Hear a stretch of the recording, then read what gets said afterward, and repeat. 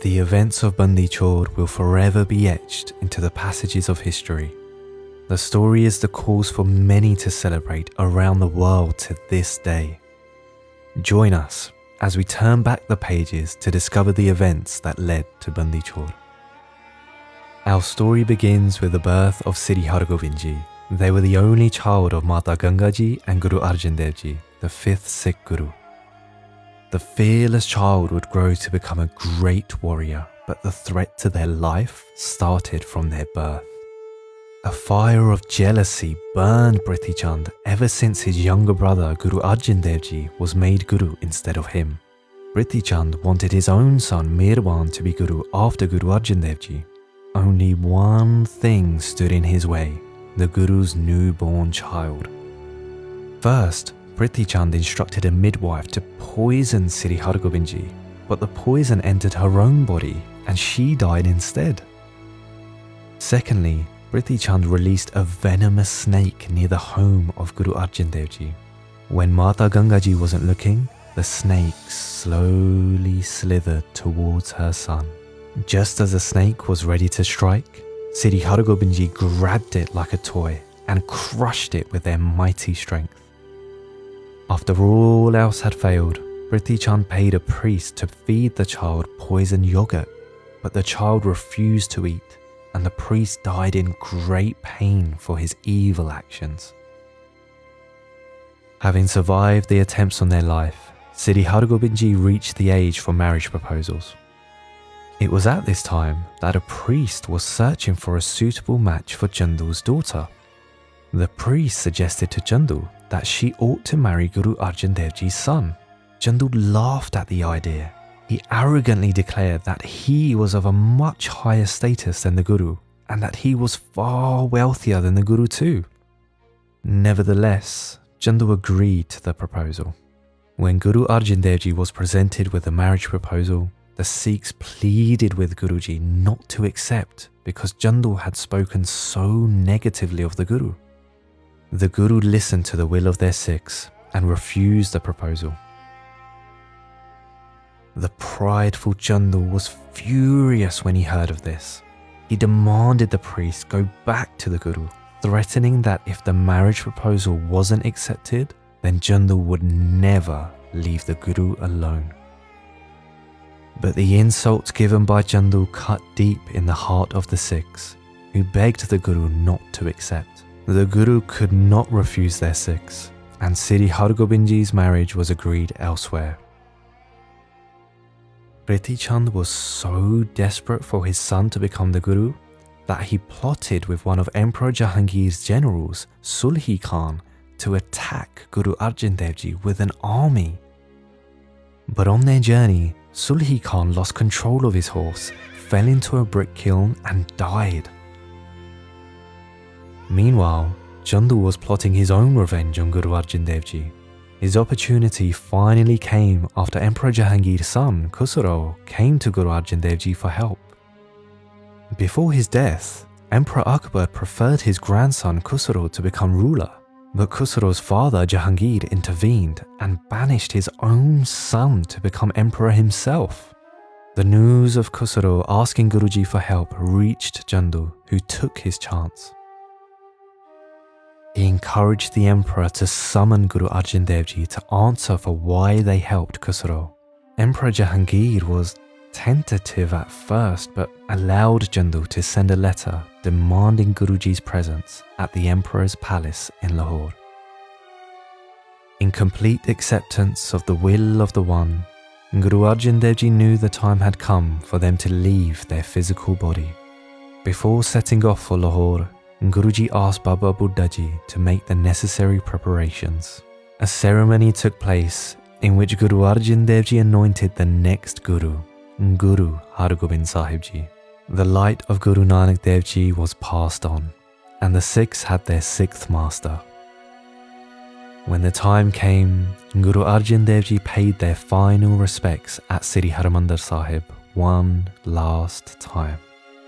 Guruji then set off for Lahore with 5 Sikhs, by Jetha Ji, by Barana Ji, by Langaha Ji, by Bidhi Chand Ji and by Bera Ji.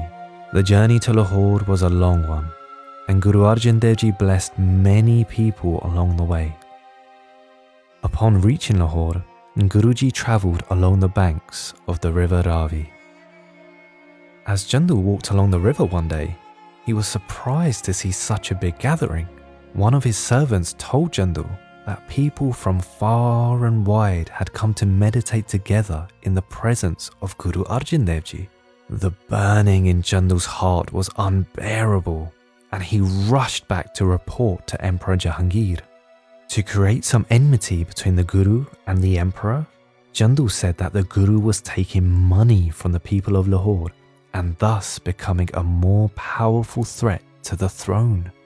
Emperor Jahangir sent a governor called Wazir Khan to escort Guruji to the palace. When Guru Arjan Dev Ji arrived at the palace, they were greeted with respect by the emperor and were even given their own high seating, much to Chandu's disappointment. During their conversation, Emperor Jahangir asked Guru Arjan Dev Ji who was greater, Muslims or Hindus.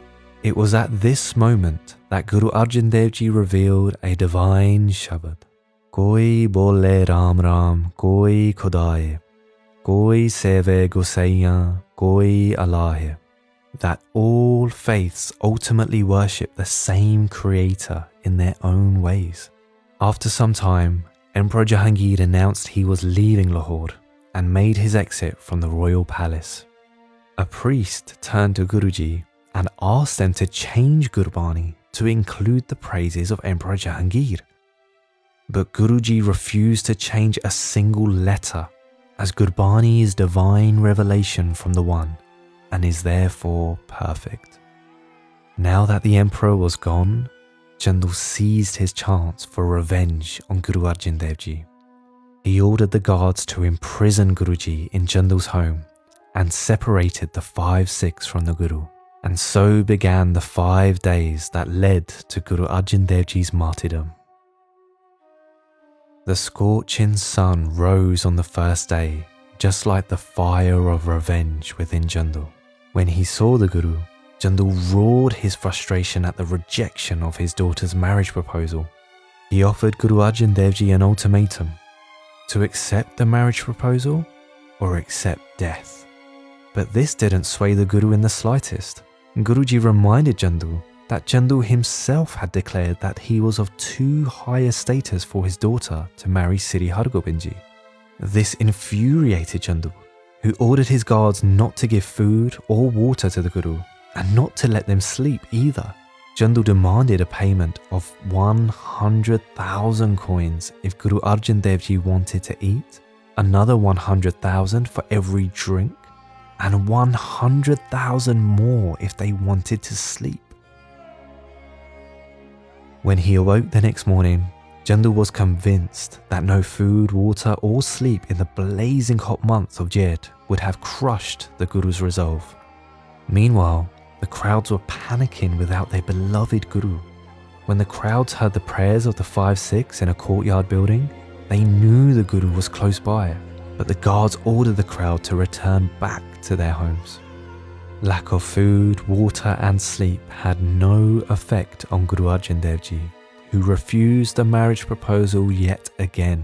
Chandu flew into a wild rage and ordered his guards to boil water in a large cauldron. Steam was rising from the bubbling hot water as Chandu ordered his guards to place Guruji in the cauldron. To Chandu's surprise, Guru Arjan Dev Ji arose and made their own way to the boiling water. They sat in the water with ease and didn't even flinch as they remained in meditation on the One. Bhai Barana Ji had seen enough. He begged Guru Arjan Dev Ji to give the order and he would crush the cities of Delhi and Lahore with a clap of his hands. Guruji calmly asked Bhai Barana Ji to remember that the Creator had given him this power in the first place, and everything that was happening, no matter how dreadful, was in the Creator's will. Seeing this commotion, Chandu realized that the boiling water was having no effect on the Guru, who even told their own Sikhs to stand down and accept what was happening. The reluctant Chandu gave up, and Guru Arjan Dev Ji was taken back to Chandu's home. The second day of Guru Arjan Dev Ji's martyrdom had come to an end. The boiling water hadn't worked, so on the third day, Chandu devised an even harsher way to try and break Guru Arjan Dev Ji, who refused the marriage proposal again. Chandu had his guards heat sand on a fire. The sand was heated for so long that it glowed red, as if it was taken from the burning hot sun itself. Chandu had foolishly given in to his thirst for revenge, as he warned Guru Arjan Dev Ji that Guruji would now feel the burning that Chandu was suffering from. Seeing Guru Arjan Dev Ji's precious body on the hot sand, the Sikhs cried out in anguish. They begged for their beloved Guru to be spared and offered to be placed on the sand instead. The Sikhs resisted the beatings of the guards before Guru Arjan Dev Ji called out to them. Guruji asked them to remember that all that was happening was the will of the One and to accept this truth. Seeing that the burning sand was having no reaction from the unwavering Guru, Chandu instructed his guards to start pouring the hot sand over them. But what good was it to try and hurt the form of the One? Even when boils and blisters formed on their precious body, Guru Arjan Dev Ji remained absorbed in meditation. Guruji withstood 6 hours of torture, and the foolish Chandu had no choice but to give up once again. The fourth day saw Chandu order a large metal plate to be placed over a raging fire. It wasn't long before the black plate glowed bright red. Miraculously, Guru Arjan Dev Ji remained as cool as the moon as they took their seat on the hot plate. Even after 3 hours, Guruji remained steadfast on the path of righteousness. All who witnessed this were left astounded at the miracle unfolding before them. Neither boiling water, hot sand or a burning plate could move Guru Arjan Dev Ji's loving focus on the One. On the 5th and final day, the shame of failure coursed through the veins of Chandu. He said that he would be successful where Sulhi Khan, Sulbi Khan and Priti Chand had failed to kill Guru Arjan Dev Ji. Blinded by such hate, he resorted to one last attempt to break the Guru. He declared that the Guru would accept the marriage proposal or accept death by suffocation in a cow's hide, a dishonorable fate for the holy. Without fear, Guru Arjan Dev Ji explained that they would wash in the river Ravi before making their decision. Chandu agreed, seizing his chance to bring an end to his own misery. Seeing the blistered body and scorched souls of their beloved Guru, the 5 Sikhs helped their master complete their journey. The crowds gathered to see the greatness of the Guru, who showed no sign of pain or remorse and refused to give in to those who tried to oppress them. Beholding such a miraculous feat, the crowds bowed in respect to Guru Arjan Dev Ji. Upon reaching the river Ravi, Bailangahaji gently washed the blistered feet of their cherished Guru. What unbearable pain must the Sikhs have felt in their hearts at this time. Guru Arjan Dev Ji washed in the river and was dressed in dry clothing once they rejoined the 5 Sikhs. Nearing the end of their great sacrifice, Guru Arjan Dev Ji lovingly recited Japji Sahib as the crowds closed in to listen. Guruji then gave their final instructions to their Sikhs. Guruji started by explaining that the work they had come to do was now complete, and the time had come for them to leave their physical body. They instructed the Sikhs to relay what had happened to Guru Har Gobind Sahib Ji and remind their son not to feel any sorrow for what had happened. Guru Arjan Dev Ji instructed their son to prepare a powerful army, for their Sikhs would now face a time of war. Guruji explained that their body would not be cremated by fire, they wished to be submerged in the river instead.